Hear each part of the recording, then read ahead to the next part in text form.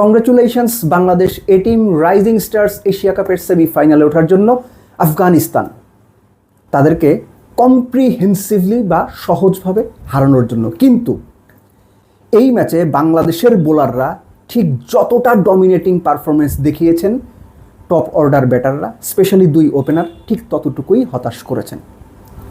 আফগানিস্তান কোনো মতে ৭৮ করতে পেরেছিল। First credit goes to Ripon Mondal. নিজের প্রথম ৩ ওভারের মধ্যে ৩ উইকেট তুলে নিয়েছেন। দ্বিতীয় ওভারে তার নিজের দ্বিতীয় ওভারে 2 উইকেট তুলেছেন। Second credit goes two Rakibul. দুর্দান্ত বল করেছেন। 4 ওভার 7 রান 3 উইকেট। এবং একই সঙ্গে অহিন অফ স্পিনার তিনিও 2খান উইকেট নিয়েছেন 4 ওভারে 14 রান দিয়ে। রিপন মণ্ডল তার প্রথম যে 3 উইকেট নিয়েছেন সেটাই ছিল আফগানিস্তানের জন্য প্রথম ধাক্কা। এবং মিডল ওভারে বাংলাদেশের স্পিনাররা যেভাবে ম্যাচ নিয়ন্ত্রণ করেছেন সেটা আসলে দুর্দান্ত। অহিনের কথা, অফ স্পিনারের কথা আলাদা করে বলতে হয়। তিনি কিছুটা ফ্লাইট দেওয়ার চেষ্টা করেছেন, লেন্থ ভ্যারিয়েশন করেছেন, বেশ ভালো উইকেট থেকে সুবিধা পেয়েছেন। আর রাকিবুল সত্যিকার অর্থে সাদা বলে বাংলাদেশের আগামী যে স্পিনাররা ডমিনেট করবে বলে মনে করা হচ্ছে, Rakibul is one of them. এবং তিনি যে সবার ওপরে আছেন অন্তত এই ম্যাচ দিয়ে হলেও সেটা আবার বুঝিয়ে দিয়েছেন। বাংলাদেশ তৃতীয় ওভার, 10ম ওভার, 17তম ওভার, রিপন মণ্ডলের কথা আগে বলেছি, তারপর অহিন এবং রাকিবুল এই তৃতীয়, 10ম এবং 17তম ওভারে বাংলাদেশ দুটো করে উইকেট তুলেছে। অ্যাকচুয়ালি আফগানিস্তানকে বাংলাদেশের বোলাররা ঠিক কতটুকু চাপে রেখেছিল এটা যদি আপনি খেলা না দেখে থাকেন বিশ্বাসই করতে পারবেন না। আফগানিস্তান প্রথম বাউন্ডারি মেরেছিল 1 ওভার 2 বলে বোধহয়। পরের বাউন্ডারিটা মেরেছে 13 ওভার 4 বলে গিয়ে। মাঝখানে প্রায় 66-67 বল আফগানিস্তান করে বাউন্ডারি বের করতে পারেনি। রাকিবুল তিনি যেভাবে ফ্লাইট অ্যাডজাস্ট করেছেন, কম ফ্লাইট দিয়েছেন এবং যখনই মনে হয়েছে যে ব্যাটসম্যান এখন হয়তো একটু অ্যাটাকিং হতে পারে তখনই কুইকার বল করেছেন স্ট্যাম্পে এবং দুজনকে তিনি বোল্ড আউট করেছেন। এই যে ব্যাটসম্যানের মাইন্ড রিড করে বল করতে পারা, এই ব্যাপারটা রাকিবুলের মধ্যে দুর্দান্তভাবে দেখা গেছে। অন্তত এই ম্যাচে, আগেও বিভিন্ন সময় দেখা গেছে, কিন্তু এই ম্যাচটা পার্টিকুলারলি ডিফারেন্ট। কেননা যে কোনো উইকেটেই, যত ভালো উইকেটই হোক, স্পিনারদের যত ফেভারই থাকুক, 4 ওভারে 7 রান দিয়ে 3 উইকেট পাওয়া ভাই অনেক বড় ব্যাপার। সো 79 রানের টার্গেটে আপনি কীভাবে খেলবেন?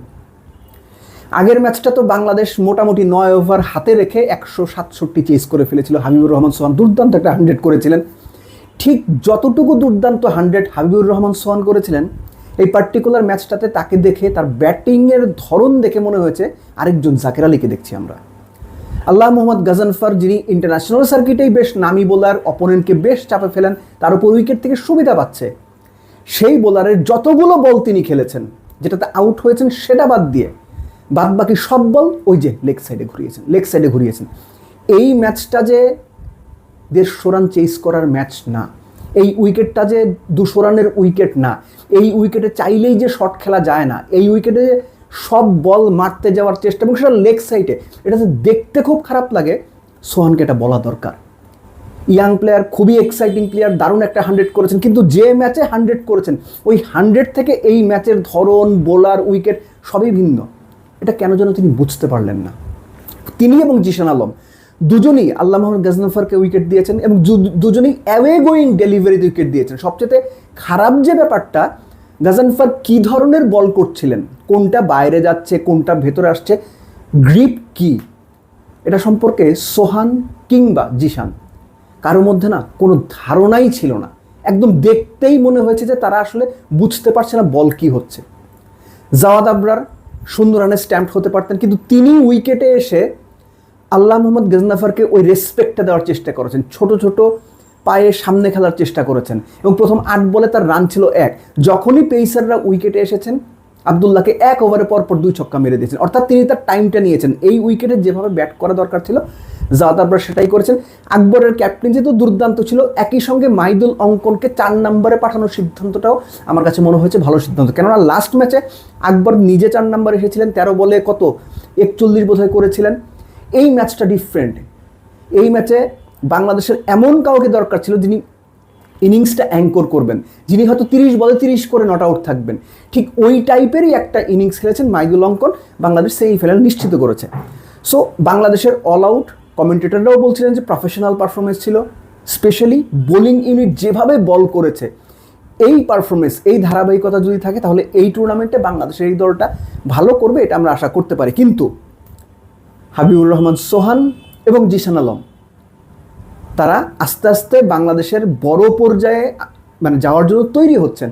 এই তৈরি হওয়ার ধাপে তারা যদি নিজেদের ঝালিয়ে না নিতে পারেন বা এই ধরনের টপ বোলারদের এগেনস্টে আনারির মতো ব্যাট চালান, আনারির মতো ব্যাটিং করেন, সেটা দেখতে না খারাপ লাগে। এবং কোচ বা ম্যানেজমেন্ট যারা আছেন তাদের পক্ষ থেকেও এই ইয়াংস্টারদের ওই মেসেজটা দেওয়া দরকার, কোন উইকেটে, কোন সিচুয়েশনে, কোন বোলারের এগেনস্টে কীভাবে ব্যাট করতে হয়। বাট লাস্টলি এই যে ম্যাক্সিমাম টপ অর্ডার ব্যাটারদের ন্যাশনাল টিম থেকে শুরু করে এ টিম কিংবা নিচের পর্যায়েও এই যে লেগ সাইডে ঘোরানোর, অফ স্ট্যাম্পের বল টেনে লেগ সাইডে ঘোরানো, লেগ সাইডেই খেলতে হবে,